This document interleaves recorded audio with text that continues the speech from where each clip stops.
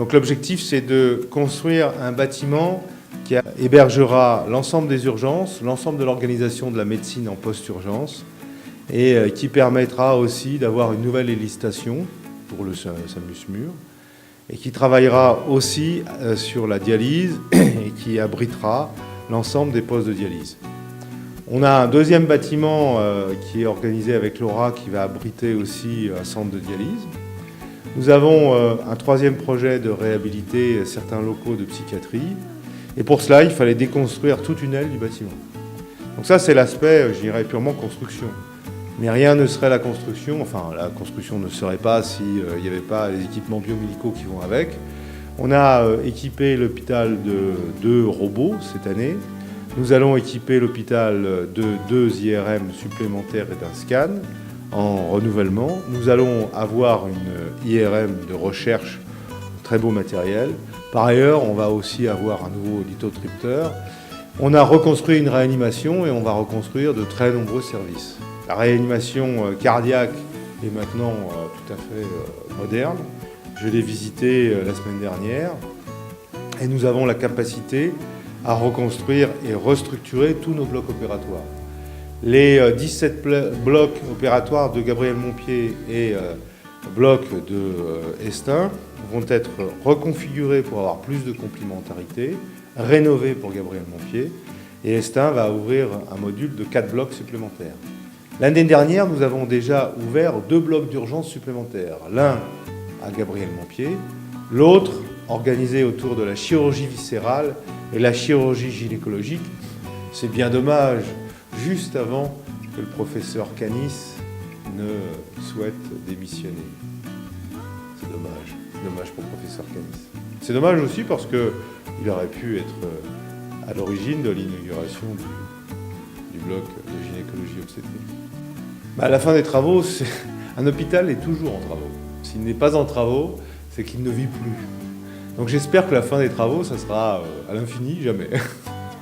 Et donc, je crois que l'opération de Gabriel Montpied, c'est dans 3 ans. La déconstruction amiantée est pratiquement terminée. Je pense qu'ensuite, on va rentrer dans un autre cycle. Je pense que les fractures sociales se traduisent par des demandes aux portes de nos urgences. Et je pense qu'un pays qui connaît des difficultés économiques ou des difficultés d'aménagement du territoire traduit ces difficultés en termes de demande médicale.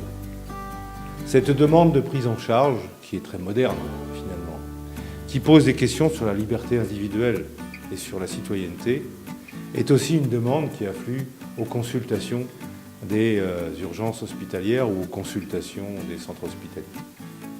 Et cette question-là est une question qui n'est pas anodine, c'est presque une question philosophique, ou une question de solidarité ou d'assistance. C'est aussi peut-être une recherche à avoir avec le territoire. On ne peut plus travailler sans les collectivités locales, on ne peut plus travailler sans les forces économiques, on ne peut plus travailler sans les autres acteurs du territoire. Le CHU doit travailler avec Constellium, Michelin, Limagrin et les forces du territoire autour de Clermont-Ferrand et du Puy-de-Dôme. Le CHU doit travailler avec les contrats locaux de santé, les libéraux et les élus.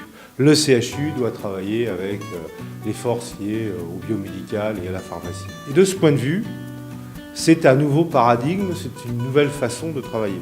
On ne peut plus attendre le patient, il faut travailler sur le territoire. D'abord, c'est un peu ça qu'essaye de dire, qu'essaye de révéler la responsabilité populationnelle. Et c'est un peu ça que essaye de proposer les pouvoirs publics quand ils parlent de prévention, de responsabilité sur le territoire, d'ouverture.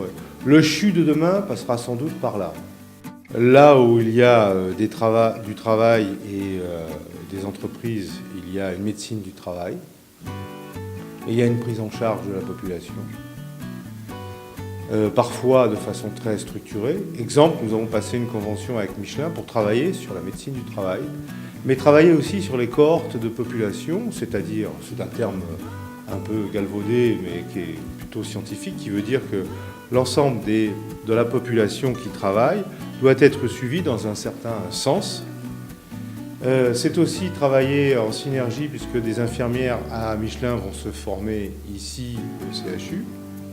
Et c'est faire en sorte que les travailleurs de Michelin puissent avoir un hôpital public auquel ils ont accès parce que nous traitons d'un territoire donné avec un aménagement de ce territoire dans lequel il y a des lieux pour travailler, des lieux pour se faire soigner, des lieux aussi pour organiser, je dirais, une prévention, une sensibilisation aux questions de santé.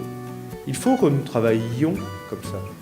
Et donc ce changement est un changement massif.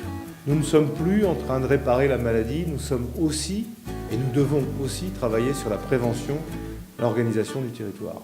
Mais c'est un changement culturel fondamental.